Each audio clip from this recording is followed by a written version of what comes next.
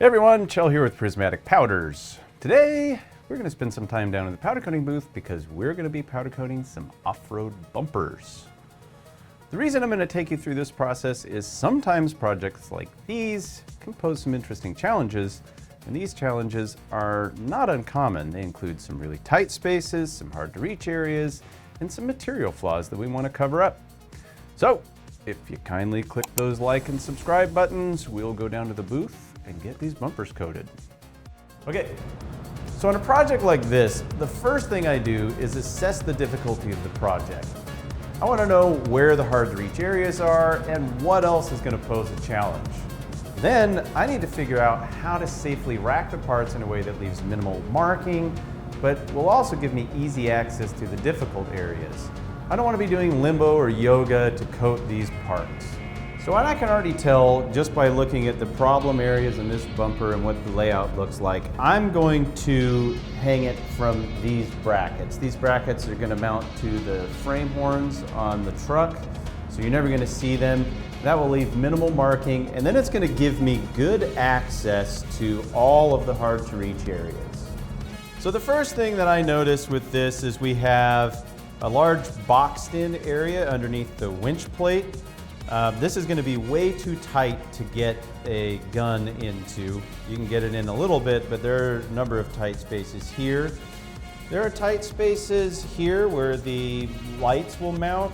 And then the other thing that I'm noticing is there are creases in here that are very, very small gaps. And there's going to be no way to know for sure whether powder's getting in there, regardless of whether I hot flock or not. So there are a number of really tight areas, and I'm going to show you what my secret weapon is.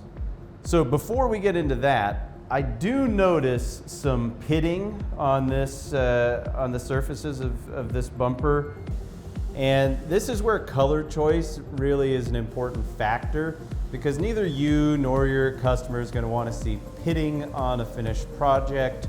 That's kind of like polishing a turd. So really, what you want to do is select the right finish that's going to cover up that pitting, because obviously, as you see, the sandblasting didn't take it away. With the rear bumper, we are also going to be using Super Grip Black on the top of that bumper, because we want to add a non-slip surface, since that is a surface that will be stood on and stepped on probably pretty frequently. Okay, so for all those tight spaces, I'm going to use some high temp spray paint. The high temp spray paint is going to work because this is an aerosolized liquid, and so that's going to really be able to feed into all those really tight spaces in a way that I just don't trust even shooting hot to work. The thing is, if you mess up and you don't fill in those tight spaces with your powder, you're not going to know until it rusts, and by then it's too late. So we're going to hit those tight spaces real quick.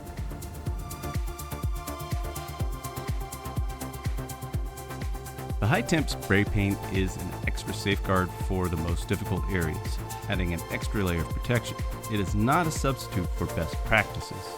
There's no precision with it either, so it runs and will get overspray, and all of that needs to be sanded and scuffed off.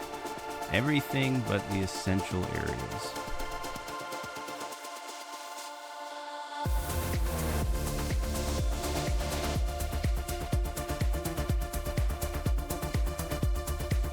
The next step is to hot flock the tight areas, so I need to get the front bumper in the oven to heat it up. Both of these bumpers are going to be coated ebony rock. However, with the rear bumper, we're going to add Super Grip Black to the top for a nice non-slip surface. So we need to mask that off first.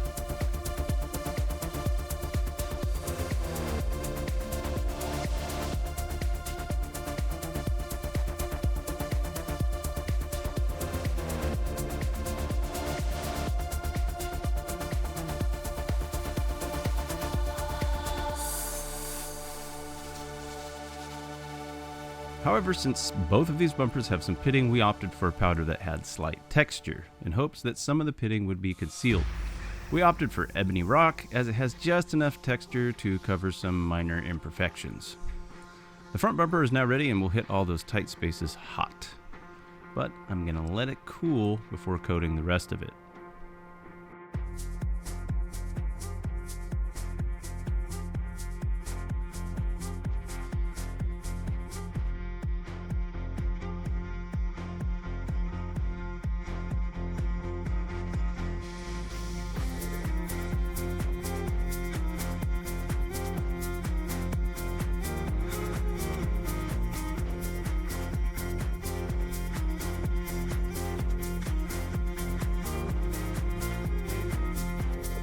The front bumper in the oven for curing, it's time to pull the old masking off the rear bumper and add a few strips of masking to minimize the overspray when I apply the super grip.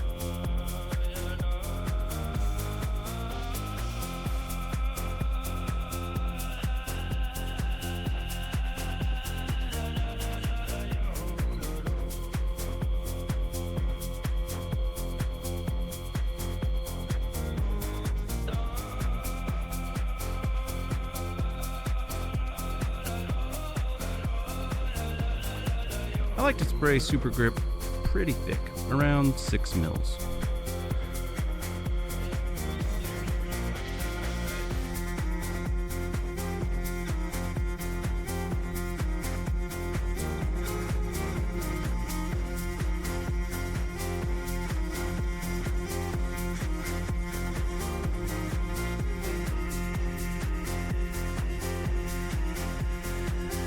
I'm pulling the tape before it goes in the oven, and then using a slightly damp microfiber cloth, I will wipe down any residual overspray.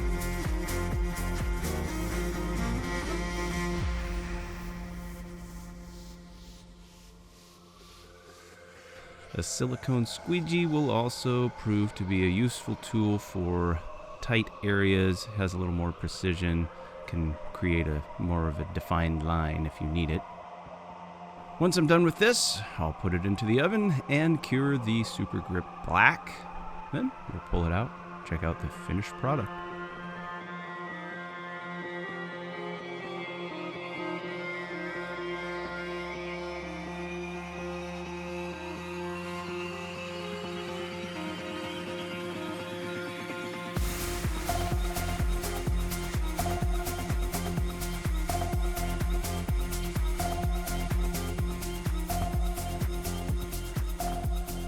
Okay, that is it for this video. Thanks for watching.